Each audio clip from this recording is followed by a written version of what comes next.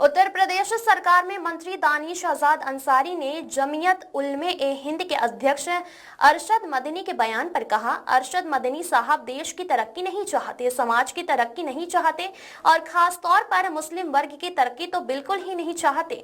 उनकी बातों में कोई तथ्य नहीं है।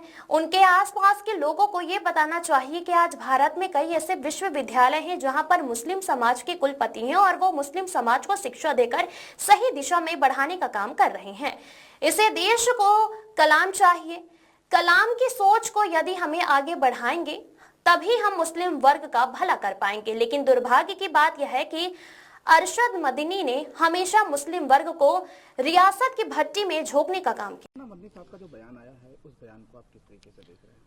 देखिए, मौलाना साहब का जो बयान है, उस बयान को अगर आप सुनेंगे तो एकदम साफ स्पष्ट हो जाएगा कि मदनी साहब कतई भारत देश की तरक्की नहीं चाहते, समाज की तरक्की नहीं चाहते और ख़ास तौर पे मुसलमानों की तरक्की तो एकदम ही नहीं चाहते। आज आतंकवाद के खिलाफ इस देश को एकजुट होकर लड़ने की ज़रूरत है। ऐसे समय में मौलाना साहब के ऐसे बयान साफ दर्शाते हैं कि उनको आतंकवाद को रोकने में कहीं कोई उनको इंटरेस्ट नहीं है, मुसलमानों को सही दिशा में आगे ले जाने में कहीं उनको इंटरेस्ट नहीं है। अगर उनको इंटरेस्ट होता, जो उनकी बातें अगर आप सुनेंगे, उनकी बातों में कहीं कोई तथ्य नहीं है।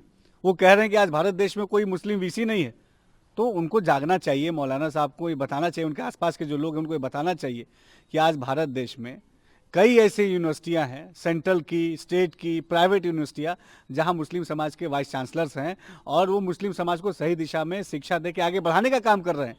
आप जामिया मिलिया इस्लामिया दिल्ली में है, अलीगढ़ मुस्लिम यूनिवर्सिटी है, हाँ, जामिया हमदर्द है, मौलाना आज़ाद हैदराबाद में है। ऐसे बहुत सारे एग्जाम्पल पूरे देश भर में है, सेंट्रल गवर्नमेंट के, स्टेट गवर्नमेंट के, प्राइवेट यूनिवर्सिटियाँ जहाँ मुस्लिम समाज के वाइस चांसलर्स हैं।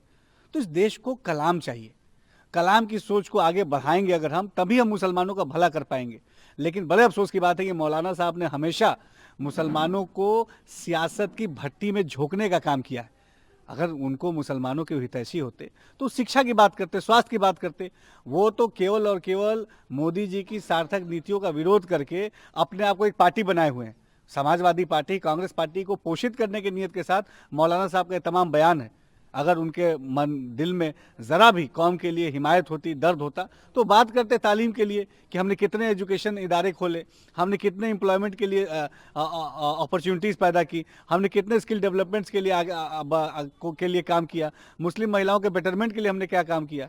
तो इस पे बात कीजिए ना। आज देश का मुसलमान इसके बारे में बात करना चाहता है और आतंकवाद का विरोध करना ये हर भारतीय नागरिक का ये कर्तव्य है।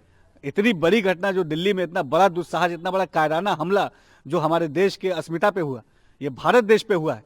इस पे भारत देश के हर नागरिक को, खास तौर पे मुस्लिम समाज के लोगों को आगे बढ़ के ऐसे लोगों का खिलाफत करनी चाहिए जो लोग इसमें शामिल हैं, और ऐसे लोगों की खिलाफत भी करनी चाहिए जो ऐसे लोग जो इसमें शामिल हैं उनकी हिमायत कर रहे हैं, डायरेक्टली या इनडायरेक्टली। हम उत्तर प्रदेश में मुस्लिम समाज के लिए इंफ्रा डेवलपमेंट का काम कर रहे हैं, मदरसे तालीम की बेहतरी के लिए काम कर रहे हैं, मुस्लिम बहनों की सुरक्षा के लिए काम कर रहे हैं। लेकिन ये तमाम अच्छे काम मौलाना साहब को नहीं नजर आएंगे, क्योंकि उनको सियासत करनी है।